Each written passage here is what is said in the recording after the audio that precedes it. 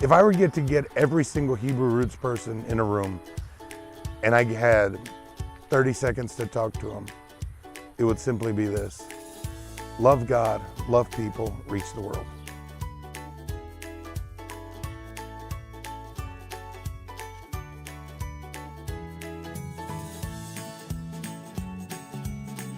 Be in the world, be not of the world, be transformed by the renewing of your minds. Quit trying to incorporate the world in with your life.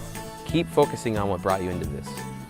You know, most of the people I've talked to, they came into this because they loved Yeshua and they wanted to be more like him. They found out he was Jewish, they found out he kept the Sabbath, they found out he taught the Torah, and so it was their following of him that brought them into this.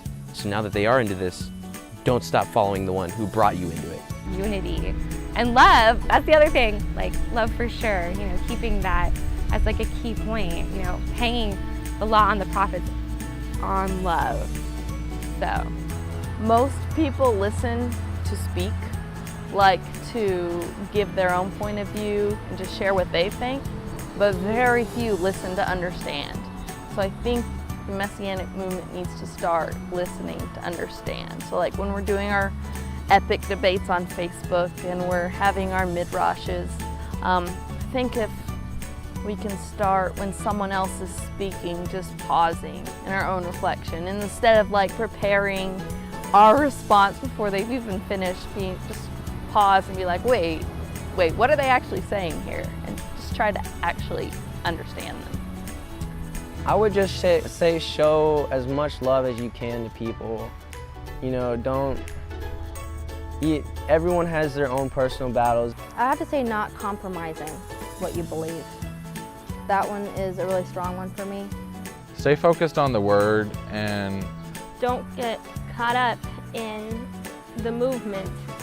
You know, it's not about being a Hebrew roots person or being Messianic or being whatever you want to call yourself. It's about studying the scriptures and seeing what it says and then doing it. And if that looks Messianic, then I guess, you know, or if that looks Hebrew roots, or if it looks, I don't know, there's so many different labels, like Torah observant, Torah pursuant, whatever.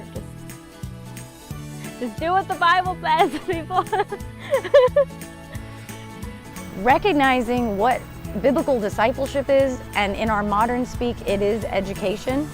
That's where the bulk of it happens, and that's where that worldview is shaped, and that's where everything, you know, is shaped about our understanding of God. So I would want to encourage each person to figure out where their area of need is and seek that out, or have the ability to point people in the right direction to get that encouragement and that instruction. But every person is different, so there's no statement that could corporately be said that would help everyone. Put a lot more emphasis on kindness and a lot more emphasis on your actions. And my advice, my encouragement for the movement is to understand what happens when you walk out the door. What happens when you're in the marketplace, when you're at work, when you're at fellowship, when you're with your guy friends. What character are you displaying? Are you displaying your character, trying to be religious, or are you displaying your character that Yeshua has presented you to emulate?